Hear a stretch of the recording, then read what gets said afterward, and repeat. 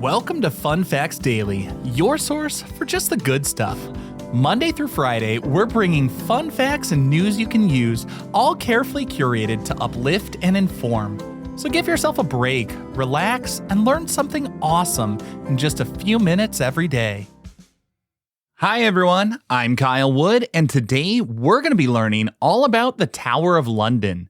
But before we get into the facts, let's warm up our brains with a little challenge to see if you can tell fact from fiction. Consider this. You might picture the Tower of London surrounded by a deep moat filled with water, just like a classic medieval castle. Legend has it, in the 1800s, the moat water became so terribly smelly and gross that the Duke of Wellington ordered it to be completely drained, and it's been a dry ditch ever since. What do you think? Did the Tower of London actually have to drain their moat because it was too polluted? Or does this one just not pass the smell test? We'll find out at the end of the episode.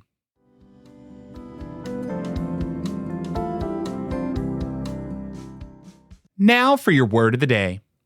Our word for today is yeoman. That's Y-E-O-M-A-N. A yeoman historically referred to a servant in a royal or noble household, or a commoner who cultivated his own land. Today, when we talk about the Tower of London, we use the term to describe the Yeoman Warders, commonly known as Beefeaters. These are the ceremonial guards of the tower. To become a Yeoman Warder today, a person has to have served at least 22 years in the British Armed Forces, holding the Long Service and Good Conduct Medal, and have reached the rank of warrant officer.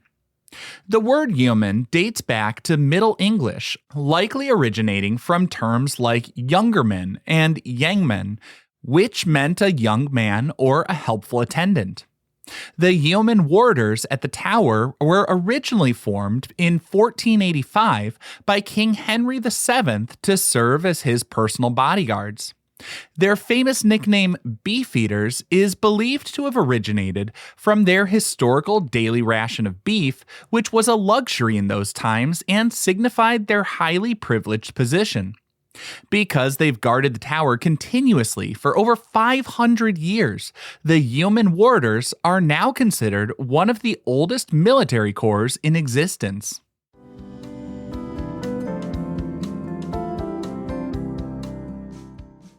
Time for your daily high five, our top 5 fun facts about the Tower of London.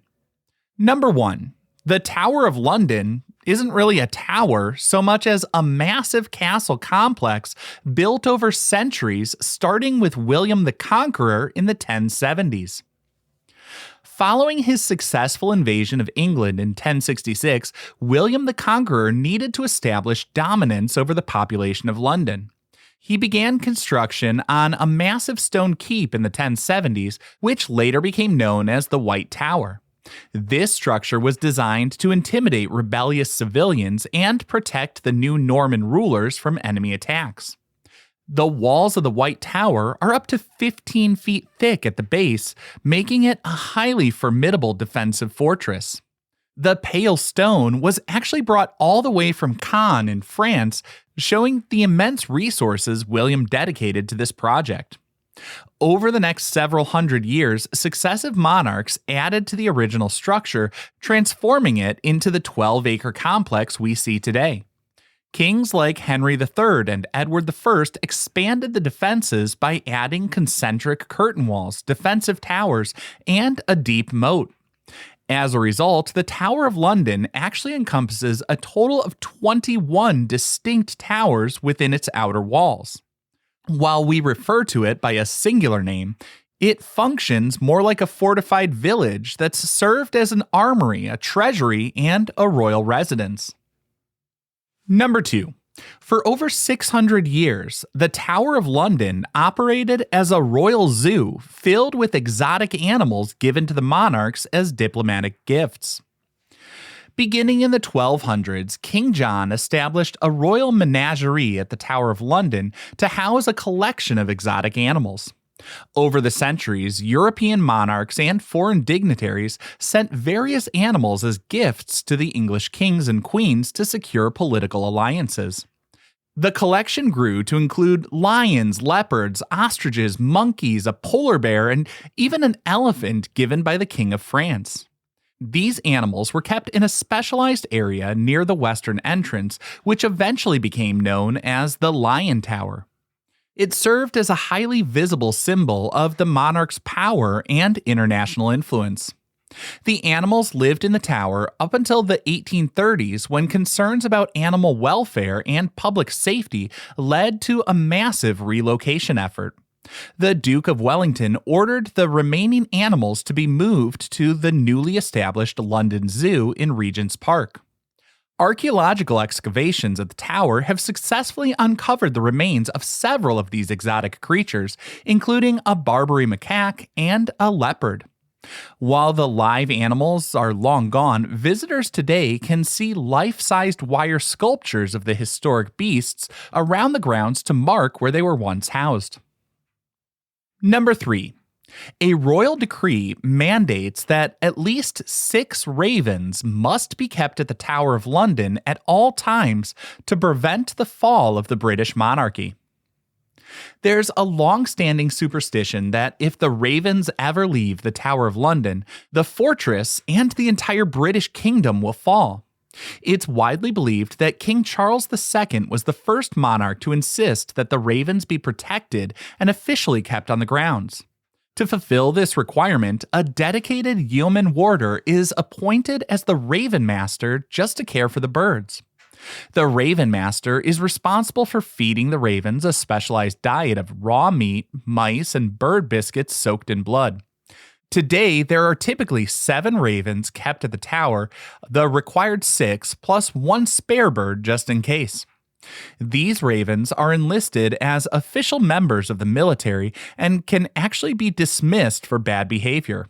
For example, a raven named George was dismissed from service in 1986 for consistently attacking television antennas, and he was permanently exiled to Wales.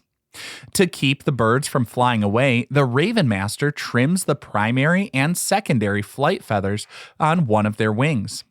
This trimming doesn't hurt the birds, but it unbalances their flight so they don't stray too far from the castle walls. The ravens roam the grounds freely during the day, and they're secured in comfortable cages at night to protect them from urban foxes. Number 4. The Tower of London is the heavily guarded home of the crown jewels, a collection of over 23,000 precious gemstones still used in royal ceremonies today.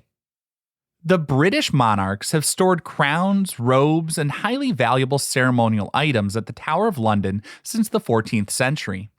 The current collection of crown jewels includes the sovereign scepters, orbs, and crowns, which are strictly used during coronation ceremonies. The most famous piece is the Imperial State Crown, which contains nearly 3,000 diamonds, as well as sapphires, emeralds, and pearls. Another significant item is the Sovereign Scepter with Cross, holding the Cullinan Diamond, the largest clear-cut diamond in the world. These items are not just historical artifacts, they belong to the ruling monarch and are actively used for major state occasions.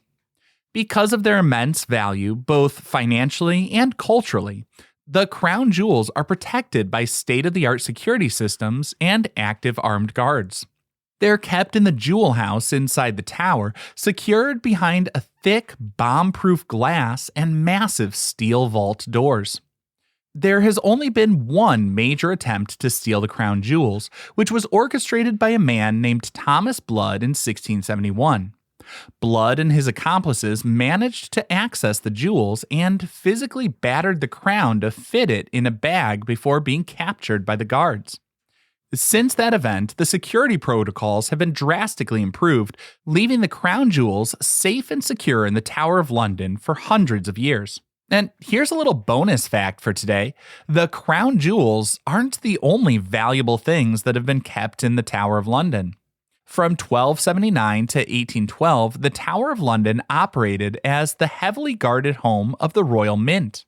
Because the fortress was so secure, it was the perfect place to safely melt down gold and silver to physically strike the coins used across the country. In 1696, Sir Isaac Newton was actually appointed as the Warden of the Mint. He moved into the tower and used his scientific background to improve the accuracy of the coins and track down criminals who tried to counterfeit the money. And our fifth and final fun fact for today: every single night for the past 700 years, the Tower of London is locked up using a strict 7-minute ritual called the Ceremony of the Keys. The Ceremony of the Keys is one of the oldest surviving military ceremonies in the world. At exactly 9:53 p.m. every night, the chief Yeoman Warder steps out of the Byward Tower wearing a traditional red coat and carrying a lantern. He's escorted by members of the military guard to systematically lock the main gates of the fortress. As they return, a sentry challenges them by shouting, "Halt! Who comes there?"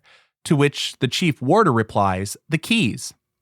After confirming they're the king's keys, the sentry allows the group to pass, ensuring the perimeter is totally secure.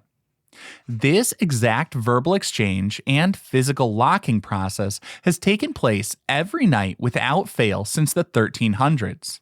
The only time the ceremony was delayed was during World War II, when a bomb dropped near the guardhouse and knocked the participants off their feet. Even then, they kept going. They just dusted themselves off, completed the locking process, and then wrote a formal letter of apology to the king for being late. Today, members of the public can attend this historic ceremony. Just be sure to book tickets well in advance.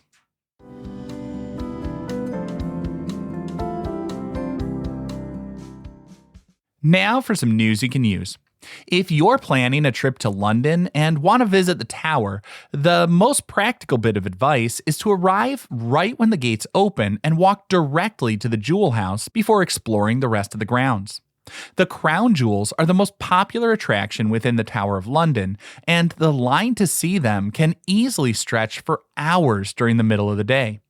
By arriving early and heading straight to the back of the complex where the jewel house is located, you'll likely walk right in without waiting. After you've viewed the jewels in peace, you can join a Yeoman Warder tour and explore the White Tower and the battlements, while the majority of the crowds are just arriving and waiting in the jewel line.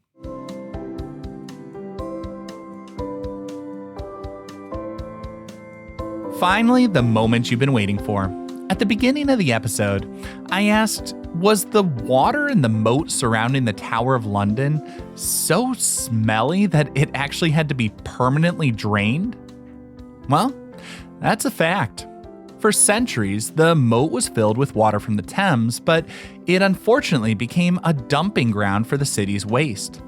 By the 1840s, the water was stagnant, heavily polluted, and smelled absolutely terrible. It became a serious health hazard for the soldiers living in the tower. In 1843, the Duke of Wellington, who was the constable of the tower at the time, officially ordered the moat to be drained and filled with solid earth. This terrible smell at the tower was actually an early warning sign of a much larger public health crisis brewing in the city. Just 15 years after the moat was drained, in the summer of 1858, London experienced an event historically known as the Great Stink. The entire River Thames became so overloaded with raw sewage during a record-breaking heat wave that the smell paralyzed the city and forced Parliament to flee their building. The Great Stink was so bad that it finally forced the government to fund and build a modern enclosed sewer system for the whole city, changing London forever. Today, thankfully, the tower's moat remains dry, clean, and is often used as a beautiful floral display for public events. Now, I hope you enjoyed learning a bit about the Tower of London with me today, and be sure to tune in every weekday for even more fun facts. Fun Facts Daily is an Airwave Media podcast. It was written, recorded, mixed, and edited by me, Kyle Wood. Thanks for sharing a part of your day with me. Be sure to follow Fun Facts Daily on your favorite podcast app so you can keep the good stuff coming your way every day. And if you like the show, please do me a favor and leave a kind rating, review, or just tell your friends about it.